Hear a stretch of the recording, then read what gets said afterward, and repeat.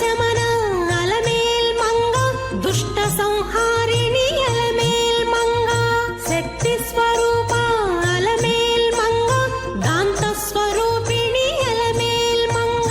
ಅಲಮೇಲ್ ಮಂಗ ಅಲಮೇಲ್ ಮಂಗ, ಪಾಹಿ ಹರಿಪ್ರಿಯೇ ಅಲಮೇಲ್ ಮಂಗ. ಅಲಮೇಲ್ ಮಂಗ ಅಲಮೇಲ್ ಮಂಗ, ಪಾಹಿ ಮಾಂ ಪಾಹಿ ಅಲಮೇಲ್ ಮಂಗ. ಪ್ರಿಯ ವೀಕ್ಷಕರೇ, ತಾವಿದೀಗ ತಿರುಚಾನೂರು ಕ್ಷೇತ್ರದಲ್ಲಿ ನಡೆದಂತಹ ಪದ್ಮಾವತಿ ಅಮ್ಮನವರ ಸೂರ್ಯಪ್ರಭಾ ವಾಹನ ಸೇವೆಯನ್ನು ವೀಕ್ಷಿಸುತ್ತಿದ್ದೀರಿ.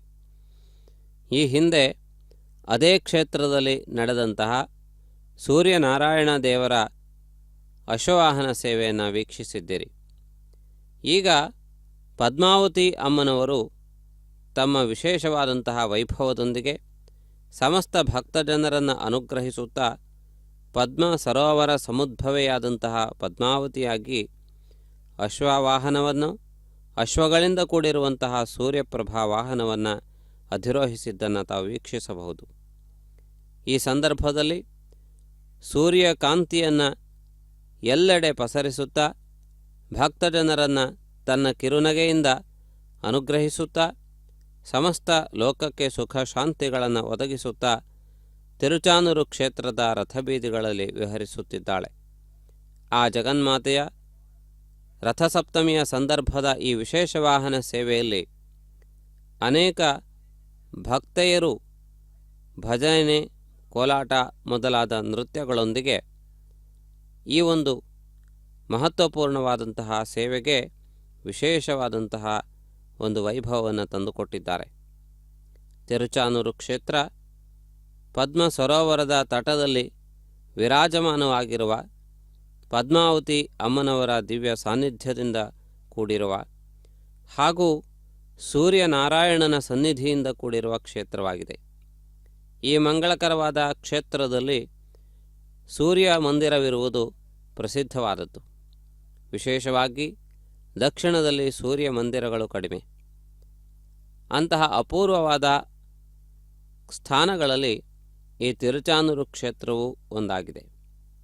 ಶ್ರೀನಿವಾಸನು ಮಹಾಲಕ್ಷ್ಮಿಯನ್ನು ಅನ್ವೇಷಿಸುತ್ತಾ ಭೂಮಿಗೆ ಬಂದ ಸಂದರ್ಭದಲ್ಲಿ ದೇವತೆಗಳ ಮಾರ್ಗದರ್ಶನದ ಮೇರೆಗೆ ಪದ್ಮ ಸರೋವರದ ತಟದಲ್ಲಿ 12 ವರ್ಷಗಳ ಕಾಲ ಅಖಂಡವಾದಂತಹ ತಪಸ್ಸನ್ನು ಆಚರಿಸಿದ ಎನ್ನುವುದು ಪುರಾಣೋಕ್ತಿ. ಆ ಸಂದರ್ಭದಲ್ಲಿ ಪದ್ಮ ಸರೋವರದ ಪದ್ಮಗಳು ರಾತ್ರಿಯ ಸಂದರ್ಭದಲ್ಲಿ ಮುದುಡಿ ಹೋಗುವುದರಿಂದ ಅದನ್ನು ತಡೆಗಟ್ಟುವುದಕ್ಕಾಗಿ ದಿನದ ಎಲ್ಲ ಸಂದರ್ಭಗಳಲ್ಲಿಯೂ ಕೂಡ ಆ ಕಮಲವು ಅರಳಿ ನಿಲ್ಲುವಂತಹ ರೀತಿಯಲ್ಲಿ ಒಂದು ವ್ಯವಸ್ಥೆಯನ್ನು ಕಲ್ಪಿಸುವುದಕ್ಕಾಗಿ ಸೂರ್ಯನಾರಾಯಣನ ಪ್ರತಿಷ್ಠಾಪನೆಯನ್ನು ಮಾಡಿದ ಎನ್ನುವಂತಹ ಪ್ರತೀತಿ ಇದೆ. ಆ ಸೂರ್ಯನಾರಾಯಣನ ದಿವ್ಯವಾದ ಪ್ರಭಾವದ ಕಾರಣದಿಂದಾಗಿ ಪದ್ಮ ಸರೋವರದ ದಿವ್ಯ ಪದ್ಮಗಳು ರಾತ್ರಿಯಲ್ಲಿಯೂ ಕೂಡ ವಿಕಸಿತವಾಗಿ ಇರುತ್ತಿದ್ದವು ಎಂದು ಹೇಳಲಾಗಿದೆ. ಅಂತಹ ಒಂದಾನೊಂದು ಕಮಲದಲ್ಲಿ ಒಂದಾನೊಂದು ಶುಭವೇಳೆಯಲ್ಲಿ ಅತ್ಯಂತ ಅದ್ಭುತವಾದಂತಹ ಕಾರ್ತಿಕ ಮಾಸದ ಪಂಚಮಿಯ ಸಂದರ್ಭದಲ್ಲಿ ಪದ್ಮಾವತಿ ದೇವಿಯು ಆ ಕಮಲದಿಂದ ಆವಿರ್ಭವಿಸಿ ಈ ಜಗತ್ತನ್ನು ಪಾವನಗೊಳಿಸಿದಳು ಎನ್ನುವಂತಹ ವಿವರಣೆ ಪದ್ಮಪುರಾಣದಲ್ಲಿ ಕಂಡುಬರುತ್ತದೆ. ಆ ರೀತಿಯಾಗಿ ಈ ತಿರುಚಾನೂರು ಕ್ಷೇತ್ರಕ್ಕೂ ಸೂರ್ಯನಿಗೂ ಪದ್ಮಾವತಿ ಅಮ್ಮನವರಿಗೂ ಶ್ರೀನಿವಾಸ ದೇವರಿಗೂ ಇರುವಂತಹ ಸಂಬಂಧ ಪುರಾಣಗಳಲ್ಲಿ ಸೇರಿಸಲ್ಪಟ್ಟಿದೆ, ಯೋಜಿಸಲ್ಪಟ್ಟಿದೆ, ಹೆಣೆಯಲ್ಪಟ್ಟಿದೆ. ಆದ್ದರಿಂದಾಗಿ ಪರಸ್ಪರ ಸಂಬಂಧವನ್ನು ಹೊಂದಿರುವಂತಹ ತಿರುಮಲದ ಶ್ರೀ ಶ್ರೀನಿವಾಸನ ದಿವ್ಯವಾದಂತಹ ಚರಿತ್ರೆಯನ್ನು ಸ್ಮರಿಸುತ್ತಾ ಪದ್ಮಾವತಿ ಅಮ್ಮನವರ ದಿವ್ಯ ಮಹಿಮೆಯನ್ನು ಅರಿತುಕೊಳ್ಳುತ್ತಾ ಶ್ರೀ ಸೂರ್ಯನಾರಾಯಣನ ದಿವ್ಯ ಜಯಂತಿಯ ಸಂದರ್ಭವಾಗಿ ನಾವೆಲ್ಲರೂ ಕೂಡ ಆ ಸೂರ್ಯಪ್ರಭಾ ಶೋಭಿತನಾಗಿರುವಂತಹ ಪರಮಾತ್ಮನ ದಿವ್ಯವಾದ ಅನುಗ್ರಹವನ್ನು ಈ ಸಂದರ್ಭದಲ್ಲಿ ಪಡೆದುಕೊಳ್ಳೋಣ. ಪದ್ಮಾವತಿ ಅಮ್ಮನವರು ಸಪ್ತಾಶ್ವ ವಿಭೂಷಿತವಾಗಿರುವ ಸುವರ್ಣವರ್ಣ ಸುಶೋಭಿತವಾದ ಈ ವಾಹನದಲ್ಲಿ ವಿರಾಜಮಾನಳಾಗಿದ್ದಾಳೆ. ತನ್ನ ದಿವ್ಯ ಕಾಂತಿಯಿಂದ ಭಕ್ತಜನರನ್ನು ಅನುಗ್ರಹಿಸುತ್ತಿದ್ದಾಳೆ. ಕರುಣೆಯ ಕಡಲಾಗಿ ಪದ್ಮಾವತಿ ಅಮ್ಮನವರು ಪ್ರಸಿದ್ಧಿಯನ್ನು ಪಡೆದಿದ್ದಾರೆ. ಪರಮಾತ್ಮನು ಕೆಲವೊಂದು ಸಂದರ್ಭಗಳಲ್ಲಿ ಕಠಿಣವಾಗಿ ವ್ಯವಹರಿಸುವಂತಹ ಸಂದರ್ಭಗಳನ್ನು ನಾವು ನೋಡುತ್ತೇವೆ. ಆದರೆ ಜಗಜ್ಜನನಿಯಾದಂತಹ ಪದ್ಮಾವತಿ ಅಮ್ಮನವರು ಸದಾ ಸರ್ವದಾ ತನ್ನ ಕರುಣಾರ್ದ್ರವಾದ ದೃಷ್ಟಿಯನ್ನು ಭಕ್ತರ ಮೇಲೆ ಹರಿಸುತ್ತಾ, ಭಕ್ತರನ್ನು ಉದ್ಧರಿಸುತ್ತಾ, ಭಕ್ತರ ಕಷ್ಟಗಳನ್ನು ಪೂರ್ಣವಾದಂತಹ ರೀತಿಯಲ್ಲಿ ಹೊಡೆದು ಹಾಕಿ ಭಕ್ತರನ್ನು ರಕ್ಷಿಸುತ್ತಾಳೆ ಎನ್ನುವಂತಹ ಅನುಭವ ಭಕ್ತರ ಪಾಲಿನಲ್ಲಿದೆ. ಅಂತಹ ಮಂಗಳಕರವಾದಂತಹ ಸ್ಥಾನದಲ್ಲಿ ನಡೆಯುತ್ತಿರುವ ಉತ್ಸವವನ್ನು ತಿರುಮಲ ತಿರುಪತಿ ದೇವಸ್ಥಾನದ ಶ್ರೀ ವೆಂಕಟೇಶ್ವರ ಭಕ್ತಿ ಚಾನಲ್ ನೇರವಾಗಿ ಪ್ರಸಾರ ಮಾಡುವುದಷ್ಟೇ ಅಲ್ಲದೆ ಆ ವಾಹನ ವಿಶೇಷಗಳನ್ನು ಕೂಡ ವಿವಿಧ ಭಾಷೆಗಳಲ್ಲಿ ಒದಗಿಸಿಕೊಡುತ್ತಿದೆ. ಈ ಮಂಗಳಕರವಾದ ಸಮಯದಲ್ಲಿ ಪದ್ಮಾವತಿ ಅಮ್ಮನವರಿಗೆ ಮಂಗಲ ನೀರಾಜನವನ್ನು ನಿವೇದಿಸಿದ್ದಾರೆ.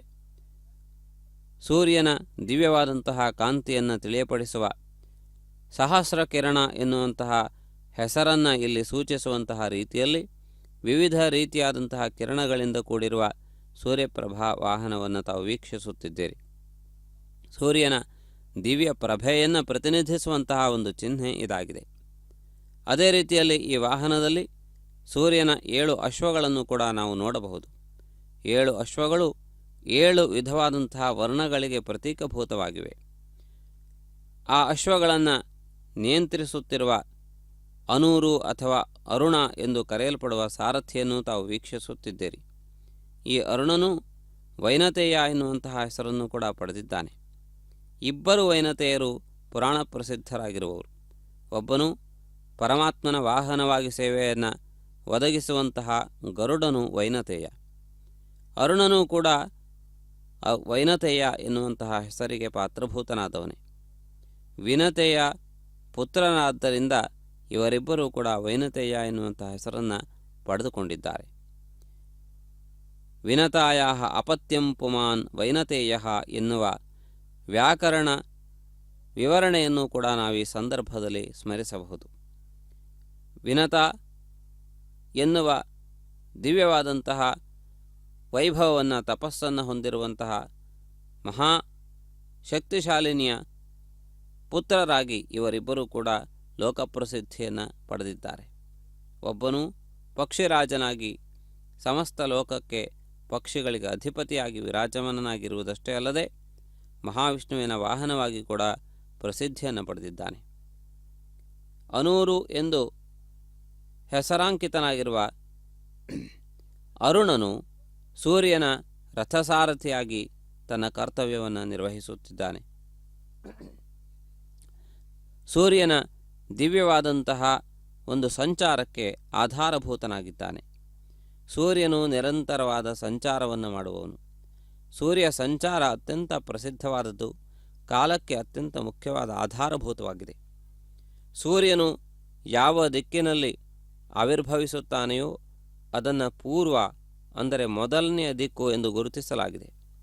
ಅಂದರೆ ದಿಕ್ಕುಗಳ ವ್ಯವಹಾರವೂ ಕೂಡ ಸೂರ್ಯನನ್ನು ಆಧಾರವಾಗಿರಿಸಿಕೊಂಡೇ ಇದೆ. ಸೂರ್ಯನು ಯಾವ ದಿಕ್ಕಿನಲ್ಲಿ ಉದಯಿಸುತ್ತಾನೆಯೋ ಆ ದಿಕ್ಕನ್ನು ಮೊದಲನೆಯ ದಿಕ್ಕು ಅಂದರೆ ಪೂರ್ವ ದಿಕ್ಕು ಎಂದು ಗುರುತಿಸಿ ಉಳಿದಂತಹ ದಿಕ್ಕುಗಳನ್ನು ಅದಕ್ಕೆ ಅನುಸಾರವಾದಂತಹ ರೀತಿಯಲ್ಲಿ ಲೆಕ್ಕಿಸಲಾಗುತ್ತದೆ.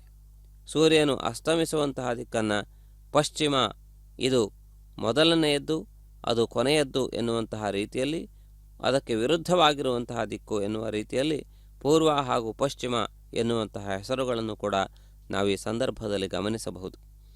ಆ ರೀತಿಯಾಗಿ ಸೂರ್ಯನು ಕಾಲಗಣನೆಗೆ ಅತ್ಯಂತ ಮುಖ್ಯವಾದವನು, ಆಧಾರಭೂತನಾಗಿರುವವನು. ಸೂರ್ಯನನ್ನು ಆಧಾರವಾಗಿರಿಸಿಕೊಂಡೇ ಎಲ್ಲ ವಿಧವಾದಂತಹ ಕಾಲಗಣನೆಯು ನಡೆಯುವುದನ್ನು ನಾವು ನೋಡುತ್ತೇವೆ.